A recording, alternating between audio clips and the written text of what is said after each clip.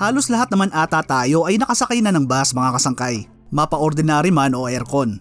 Gaya ko na lang na halos 10 taong sumasakay ng bus araw-araw nung nagtatrabaho pa ako sa Cubao. Syempre, ito din ang madalas na sinasakyan natin kapag umuwi tayo ng probinsya. Sa ngayon ay marami na ang mga kilalang bus company dito sa atin gaya ng Victory Liner, 5 Star, Baliwag Transit, Jack Liner at marami pang iba. Pero alam nyo ba na isang kumpanya ng bus ang dating tinatawag na hari ng kalsada? Ito ang Philippine Rabbit na isa sa pinakamatandang bus company sa bansa. At kung interesado kayong malaman kung ano ang nangyari sa Philippine Rabbit, yan ang pag-uusapan natin sa video na to mga kasangkay. Aalamin natin ang kwento ng simula, tagumpay at ang kasalukuyang estado ng Philippine Rabbit. Pero bago tayo magsimula ay iniimbitahan kitang mag-subscribe kung bago ka lang sa aking channel at mahilig ka sa mga ganitong content. Pakiclick na din ang bell icon para lagi kang updated kapag nag-upload ako ng mga bago kong video.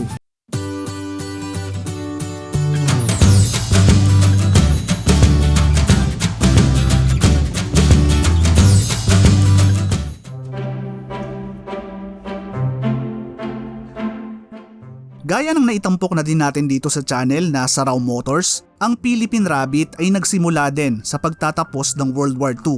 Magsisimula ang ideya kay Ricardo L. Paras, isang tubong tarlac na nung panahon ng giyera ay naging bahagi ng guerrilla unit na nasa ilalim ng US Army. Isa sa mga naging trabaho ni Paras ay ang pag-aralan ang mga ruta at direksyon kung saan ligtas na makakapaglakbay ang mga tropang Pinoy at Kano. At dahil sa mga nakuhang kaalaman tungkol sa iba't ibang lugar at mga pasikot-sikot sa Luzon ay naisip ni Paras na pwede niya tong pagkakitaan. Kaya nang matapos ang giyera noong 1946 ay sinimulan ni Paras ang isang negosyong transportasyon sa tulong ng kanyang bayaw na si Florencio P. Buwan. Gamit ang mga nabiling US Army truck ay nagsimula ang dalawa sa pagbibiyahe ng mga mais, bigas at iba pang mga produkto sa iba't ibang palengke sa Luzon. Pero di nagtagal ay napansin ng dalawa ang dami ng mga tao na nakikisakay sa mga truck nila dahil na din sa kakulangan ng mga pangmasang sasakyan ng mga panahon na yon. At dahil nga sa nakita nilang matinding pangangailangan para sa pampublikong transportasyon ay maiisipan na nga nila na simulan ang Philippine Rabbit Bus Company noong August 28, 1946.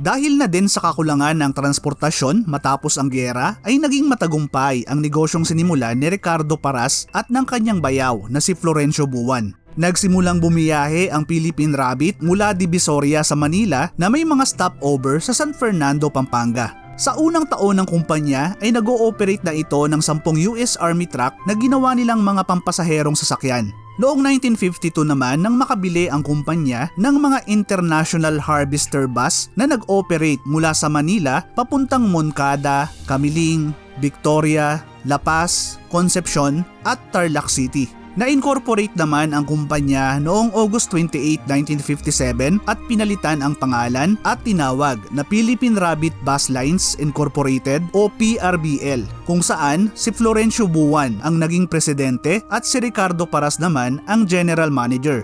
Pero bakit nga ba Philippine Rabbit ang napiling pangalan para sa bus company? Narinig nyo na ba mga kasangkay yung urban legend tungkol sa Philippine Rabbit? Ayon sa kwento ay aksidente lang daw na napinturahan ng Philippine Rabbit ang mga naunang bus ng kumpanya. Pero Philippine Rapid daw talaga yung dapat na pangalan nito.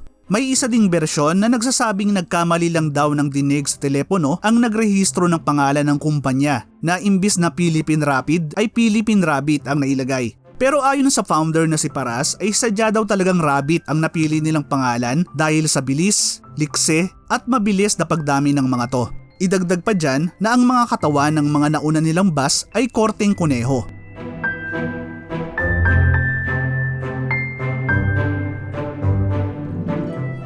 Magiging matagumpay ang Philippine Rabbit at makikilala bilang isa sa nangungunang bus company sa Pilipinas. Mas lalo pang lalaki ang kumpanya noong 1960s nang malugi ang La Mallorca Pambosco na noon ay ang pinakamalaking bus company sa bansa. Nakuha ng Philippine Rabbit ang karamihan ng prangkisa ng La Mallorca para sa mga ruta sa Cagayan, Ilocos, Abra, La Union, Baguio, Pangasinan, Tarlac, Nueva Ecija, Bataan, Zambales at Bulacan. Nagpatuloy pa ang paglaki ng kumpanya hanggang sa 1970s nang bumili sila ng mga mas magagandang bus para makapaghatid ng ligtas at maaasahang serbisyo sa kanilang mga pasahero. Nakilala nga noon ang kumpanya dahil sa mga magagalang at disiplinadong driver at konduktor nila na mabusising pinili at sinanay ng kumpanya. Makikita nga sa mga terminal nila noon ang kanilang slogan na "Safety is everybody's business in this company." At dahil sa magandang record ng Philippine Rabbit pagdating sa ligtas at maaasahang biyahe, kahit nakilala din sila sa matulin na pagpapatakbo, ay tinagurian itong King of the Road, lalo na ng mga biyaheng panorte mula Manila hanggang Bataan. Ang Rabbit Tours o White Rabbit ang kauna-unahang air-conditioned bus ng kumpanya. Imported ang mga bus na to na galing sa Japan na binili ng kumpanya para punan ang lumalaking demand noon para sa mga chartered bus, dala na din ang pag-unlad ng industriya ng turismo sa bansa. Noong 1980s naman nang simula ng Philippine Rabbit ang Bupar Motors, ang kanilang sariling body bus repair at tire recapping plant. Sila din ang naging exclusive distributor ng mga makina at spare parts ng Mitsubishi Fuso sa bansa. Nang pumasok ang 90s ay sinimula ng PRBL ang kanilang bus fleet rehabilitation, kung saan ay inanunsyo nila ang pagbili ng 150 mga bagong air-conditioned bus para sa kanilang 3-year modernization program. At kung di ako nagkakamali ay 90s din ako nakasakay ng Philippine Rabbit bus mga kasangkay.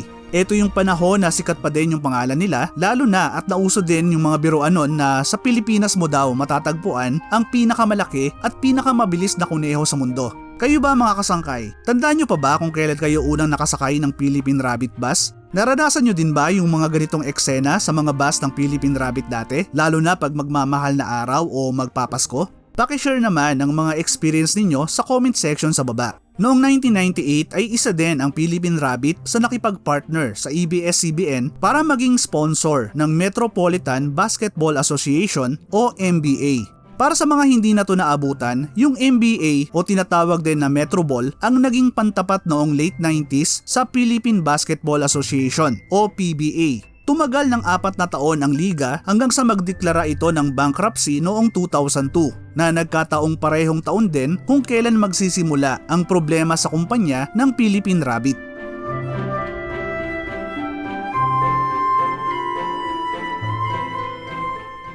Taong 2002 nang magsagawa ng 50 araw na welga ang mga empleyado ng PRBL. Dahil dito ay mapipilitan ang kumpanya na magsara at itigil ang kanilang operasyon noong November ng taong yon.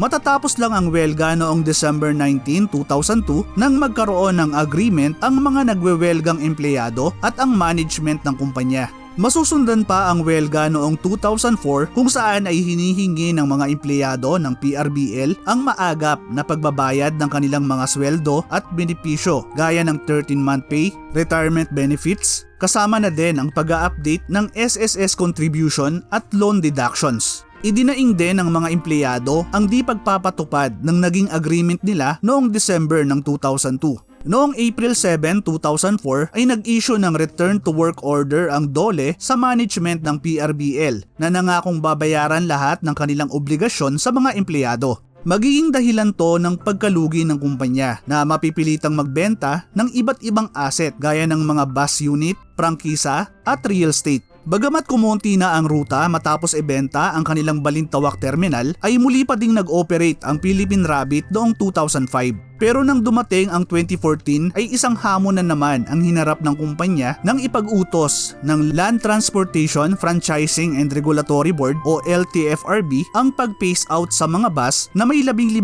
taon pataas na ang edad. Dahil dito ay lubhang naapektuhan ang operasyon ng PRBL na ang karamihan ng bus ay nabili noon pang 1994 hanggang 1998. Mapipilitan ang kumpanya na i-phase out ang mga lumang bus at itigil ang mga biyahe sa Baguio, Abra at Alaminos.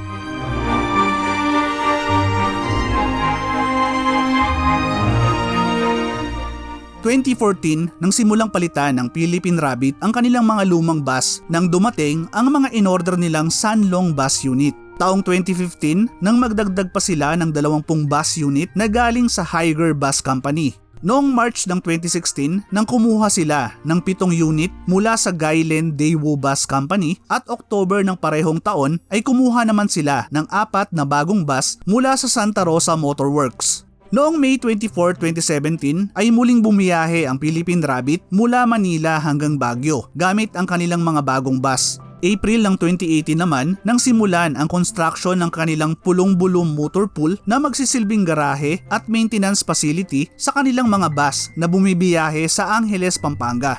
At ayon sa isang unofficial page ng Philippine Rabbit sa Facebook, as of April 2022 ay available na ang mga biyahe nila mula Araneta Cubao Terminal at Avenida Manila Terminal. Bagamat hindi na kasing laki ngayon, gaya ng kasagsagan ng tagumpay nila, ay nakakatuwa pa din isipin na mayroon pa ding Philippine Rabbit mga kasangkay, na mula noon hanggang ngayon ay patuloy pa ding nagsisilbi sa sambayanang Pilipino.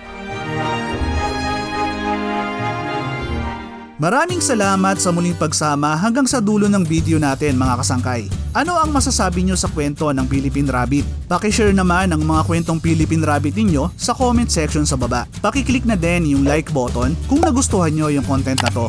Hanggang sa susunod na video mga kasangkay. Thank you for watching.